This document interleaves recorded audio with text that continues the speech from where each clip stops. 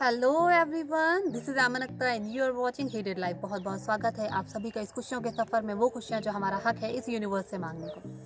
तो आइए आज के मैसेज की शुरुआत करते हैं। आइंस्टाइन का नाम आप सब ने सुना है।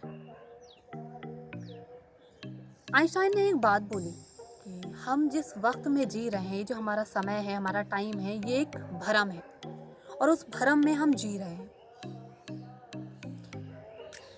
इस चीज़ को समझना कि हमारे पास बहुत ज़्यादा वक्त है और वो वक्त गायब हो जाता है, चुटकी बजाते गायब हो जाता है।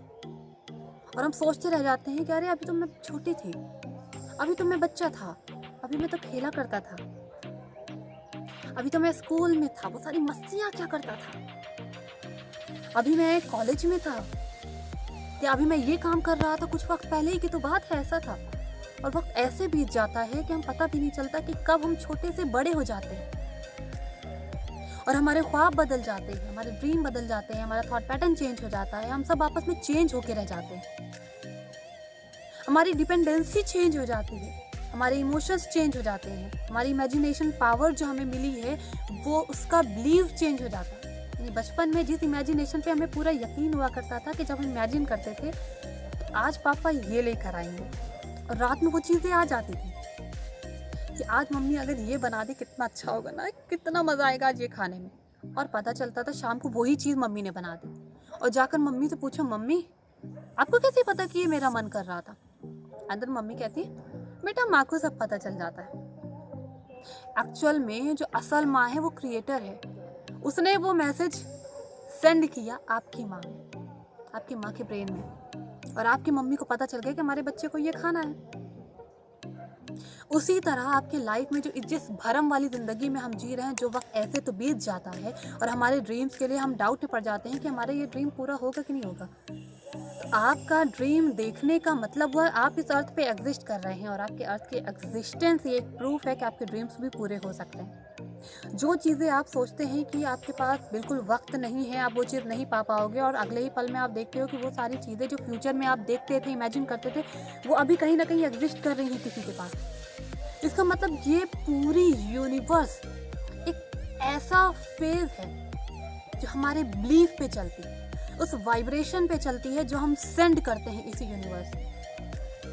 और हमें उस वाइब्रेशन को पकड़ना होगा, उस पतंग की डोर की तरह जिसको हम उड़ाते हुए उस डोर को कंट्रोल करते हैं, और इसी डोर के सहारे उस पतंग को कंट्रोल करते हैं। और यहाँ वो पतंग है आपके ड्रीम्स, और डोर है आपका जरिया, आपका टाइम, आपका वक्त, आपके एफर्ट, आपका बिलीव, आपका कॉन्फिडेंस। ये वो डोर है।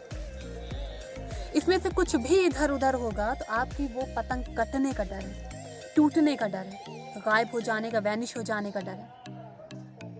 तो इस सारे डोर को आपको संभालना होगा। इसके लिए दो तरीके: खुद को समझना, बेहतर तरीके से खुद में यकीन करना, खुद के एफर्ट पे यकीन करना, और इस ईश्वर पे यकीन करना, या उस क्रिएटर पे यकीन करना जिसने हमें बनाया। इस भरम वाले फेज में जो हम जी रहे हैं, ये जो हमारे इमेजिनेशन की जो पावर है जिसे हम भूल चुके हैं, हमें उस फ्यूचर के जो गोल्स हैं हमारे, जो हम एक्सपेक्ट करते हैं कि हम पूरे कर पाए, उस ड्रीम्स को, उस डोर को थामे रहना है, और पतंग को आगे खींचना है, और अपने पास वो पतंग को लेकर आना है। और वो पतंग को लेके आने का सबसे अच्छा तरीका है कि आपके जो ड्रीम्स हैं, अब उसके बारे में लिखो, उसके बारे में सोचो, उसके बारे में बोलो, उन ड्रीम्स के बारे में। वो सारे ड्रीम्स उस वाइब्रेशन में डाल के इस अर्थ पे रेडिएट कर दो, छोड़ दो इस अर्थ में इस उस ड्रीम को, और उस विजुअलाइजेशन, उस इमेजिनेशन की पावर को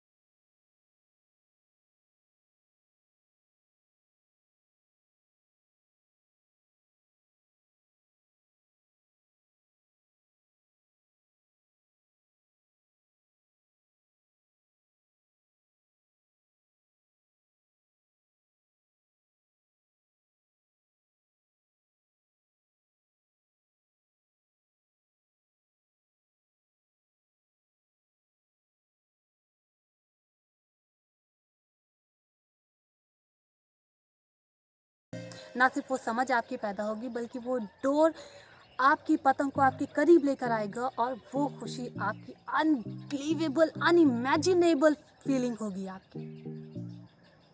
बस खुद पे यकीन, ईश्वर पे यकीन और बहुत सारा प्यार। Love you all. बाय।